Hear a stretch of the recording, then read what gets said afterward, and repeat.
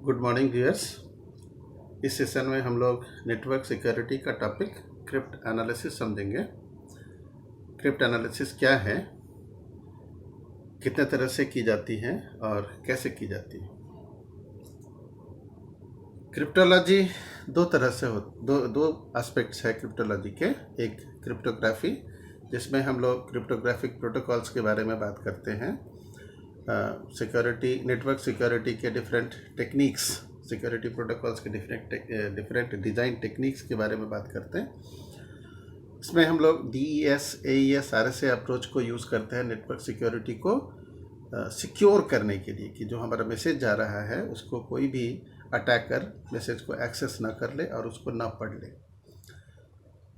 Crypt analysis cryptography का reverse approach है। Cryptography network पे ट्रांसमिशन चैनल में मैसेज को सिक्योर करता है। क्रिप्ट एनालिसिस में हम क्या करते हैं कि जो मैसेज जा रहा है साइफर टेक्स्ट के रूप में अनरीडेबल फॉर्मेट में, उसको ब्रेक करने का कोशिश करते हैं। जो थर्ड पार्टी है, अटैकर, अनऑथराइज्ड यूजर, वो उस साइफर टेक्स्ट मैसेज को ब्रेक करके, कोड को ब्रेक करके उसके की को पता करना चाहता है और फिर उससे प्लेन टेक्स्ट मैसेज में, रीडेबल मैसेज में कन्वर्ट कर देता है। ये साइफर टेक्स्ट है जो ट्रांसमिशन चैनल से जा रहा होता है। थर्ड पार्टी जो अटैकर है वो उसको इसकी एक्सेसिबिलिटी मिल जाती है, चूँकि third party gains access to the transmission channel. But this third party adversary does not know the key, उसको की नहीं पता होता है जिसके थ्रू इसको एनक्रिप्शन एल्गोरिथम में साइफर टेक्स्ट में कन्वर्ट किया गया। तो यहाँ पर एडवर्सरी का ऑब्जेक्टिव यह होता है कि की पता करके इस साइफर टेक्स्ट को हम प्लेन टेक्स्ट में कन्वर्ट कर लें, रीडेबल फॉर्मेट में कन्वर्ट कर लें, जिससे हम उसको समझ सकें। इसी प्रक्रिया को हम लोग कहते हैं क्रिप्ट एनालिसिस।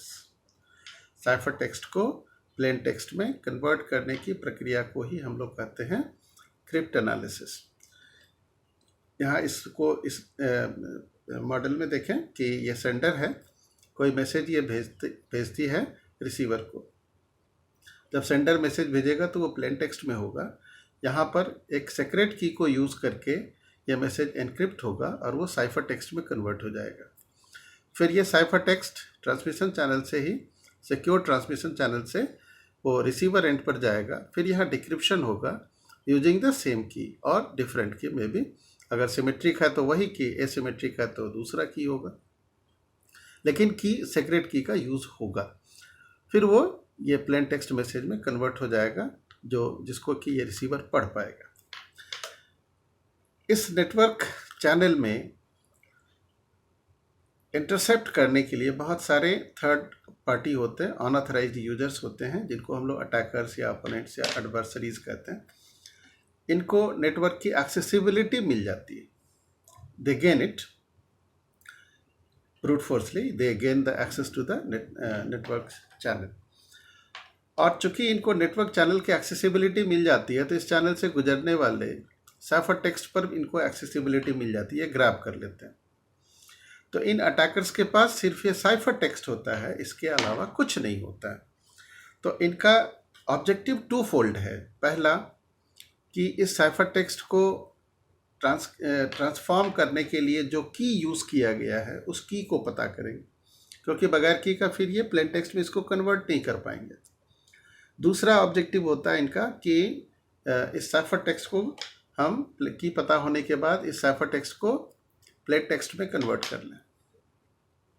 तो क्रिप्ट एनालिसिस को हम लोग डिफाइन करते हैं कि it is a technique of decoding a message from unreadable format to readable format without having any knowledge of key कोई जानकारी नहीं है, लेकिन हम क्या चाहते हैं, अनरीडेबल फॉर्मेट को रीडेबल फॉर्मेट में कन्वर्ट कर लें। It is a process of analysing the cipher text or coded text or encrypted text, and then converting it into its original form, that is the plain text, without having the knowledge of key.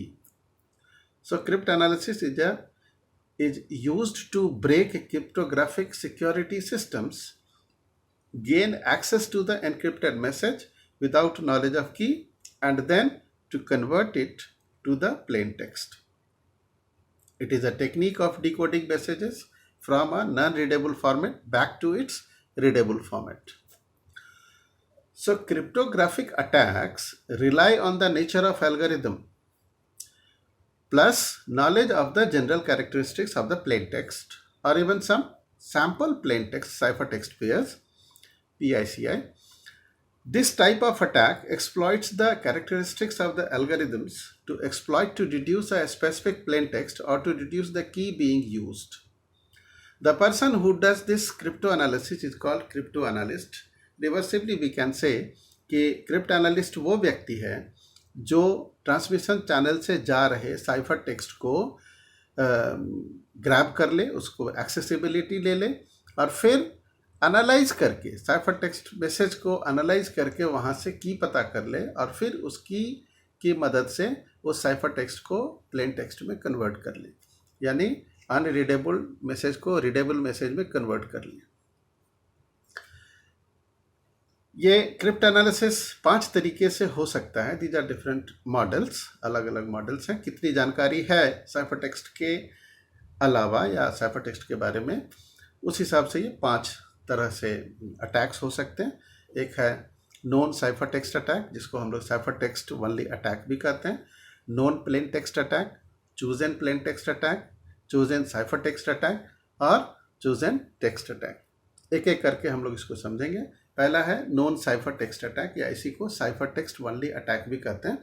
जैसा कि नाम से बिल्कुल clear है कि attacker को सिर्फ cipher text के बारे में जानकारी होती है, इसके अलावा उसे कुछ भी पता नहीं होता है, की नहीं पता होता है, कोई जानकारी नहीं है।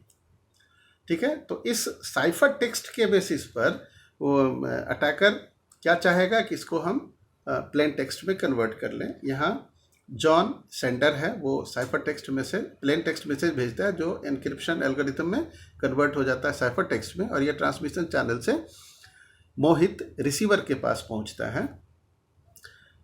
इस नेटवर्क चैनल में एक्सेसिबिलिटी मिल जाता है अटैकर को, जिसको हमने नाम दिया बोरिस। एक्सेसिबिलिटी इसको मिल जाती है, तो बोरिस इस साइफर टेक्स्ट को ग्रैब कर लेता है। तो बोरिस के पास क्या है, सिर्फ साइफर टेक्स्ट है, नॉट मोर देन दैट, कुछ भी नहीं पता। तो उसका ऑब्जेक्टिव है कि ये की पता चल जाए और प्लेन टेक्स्ट में हम उसके बाद उसको कन्वर्ट कर लें। ठीक है, तो for sender and receiver this scheme is easiest to defend, उनके लिए ज़्यादा सिक्योर्ड है, बट अटैकर के लिए यह ज़्यादा डिफ़िकल्ट है। तो इसमें पॉसिबल सोल्यूशन अपोनेंट के लिए क्या होता है कि वो की स्पेस जो होगा उसमें ऑल पॉसिबल कीज़ को ढूंढेगा और उसमें से कोई ना कोई एक की सही होगा और उसके बेसिस पर वो इसको ब्रेक कर लेगा, कोड को ब्रेक कर लेगा और की पता कर लेगा और फिर ये प्लेन टेक्स्ट में कन्वर्ट कर लेगा। और दूसरा टेक्निक होता है कि वो साइफर टेक्स्ट को स्टैटिस्टिकली एनालाइज करें और फिर वहाँ से उसको प्लेन टेक्स्ट में कन्वर्ट कर ले। दूसरा अटैक है non plain text attack. Opponent को इसमें कुछ कॉम्बिनेशंस मालूम होते हैं हिस्टोरिकल कम्युनिकेशन के, यानी पुराना कम्युनिकेशन, 6 महीना, साल भर, 2 साल, 3 साल, 4 साल पुराना जो कम्युनिकेशन सेंडर और रिसीवर के बीच हुआ रहता है,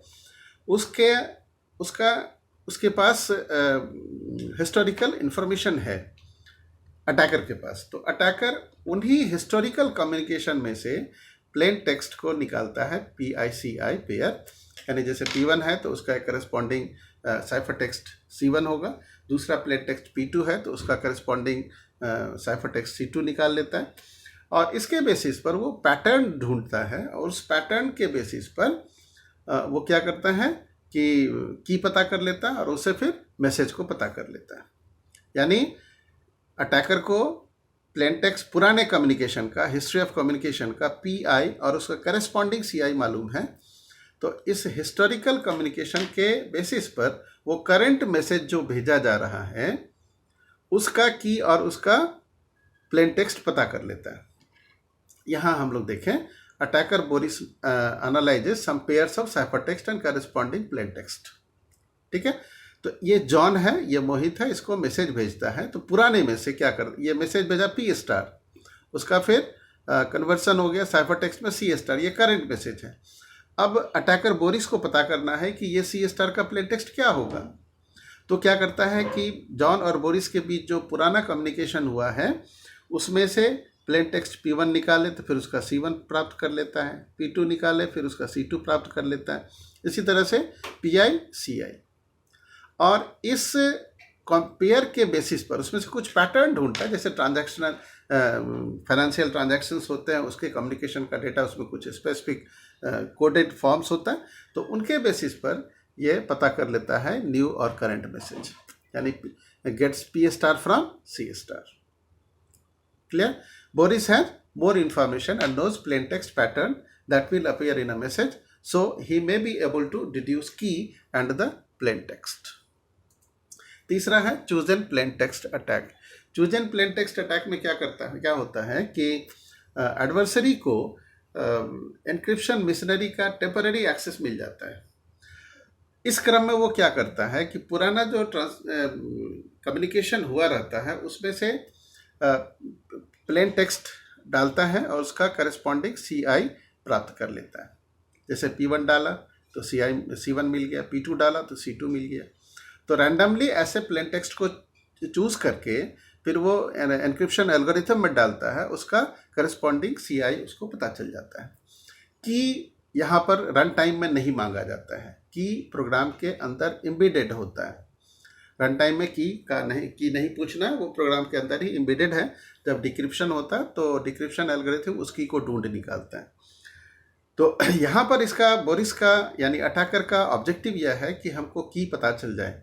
तो इन्हीं पुराने PI CI पेयर में से वो क्या करता है, की को ढूंढने का कोशिश करता है, और जब उसको एक बार की पता चल गया और फिर उसको टेम्पररी इंक्रिप्शन मिशनरी जब समाप्त हो गया तो उसके बाद उन की के हेल्प से फिर वो क्या करता है कि करंट मैसेज का करस्पॉन्डिंग जो प्लेन टेक्स्ट होगा वो ढूंढ निकालता है।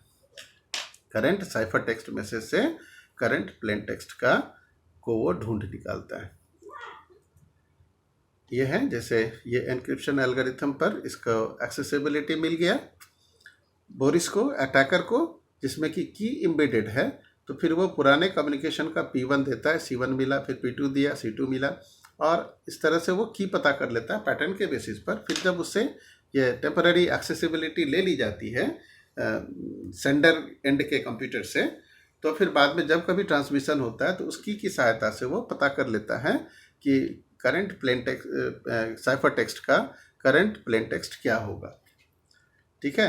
So the challenge to Boris is to get the key K and the current message from new ciphertext C star. चौथा है chosen ciphertext attack। इसमें एडवर्सरी को रिसीवर एंड के कंप्यूटर पर कैसे भी एक्सेसिबिलिटी मिल जाती है, यानी उसको डिक्रिप्शन मिशनरी की एक्सेसिबिलिटी टेम्पररीली मिल जाती है। अब बोरिस क्या करता है, यानी अटैकर क्या करता है कि कुछ साइफर टेक्स्ट चुनता है और उसको डिक्रिप्शन एल्गोरिथम में डालता है, उसका प्लेन टेक्स्ट निकाल लेता है। चूजन प्लेन टेक्स्ट में क्या था, प्लेन टेक्स्ट एनक्रिप्शन एल्गोरिथम में डालता है और फिर वहां से साइफर टेक्स्ट लेता है।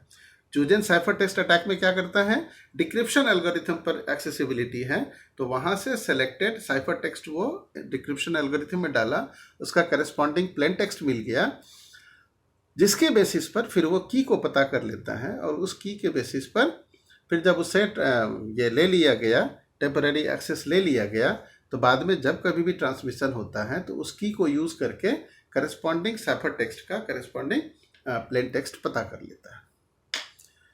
पांचवा है चूजन टेक्स्ट अटैक। इसमें अटैकर को एनक्रिप्शन एल्गोरिथम के बारे में जानकारी है, साइफर टेक्स्ट के बारे में जानकारी है, plain text message chosen bye crypt analyst together with its corresponding cipher text generated with the secret की, ciphertext chosen by opponent together with its corresponding decrypted plain text generated with the secret key, और goal इसका वही है to get the key and the plain text message। ये इसका abstract form है, ये type of attack है इधर, और इधर स्क्रिप्ट एनालिस्ट को क्या क्या जानकारी है उसके बारे में ब्रीफ में दिया है। तो आज इस सेशन के लिए इतना ही, फिर अगले सेशन में दूसरी चीज़ों को हम समझेंगे। Thank you.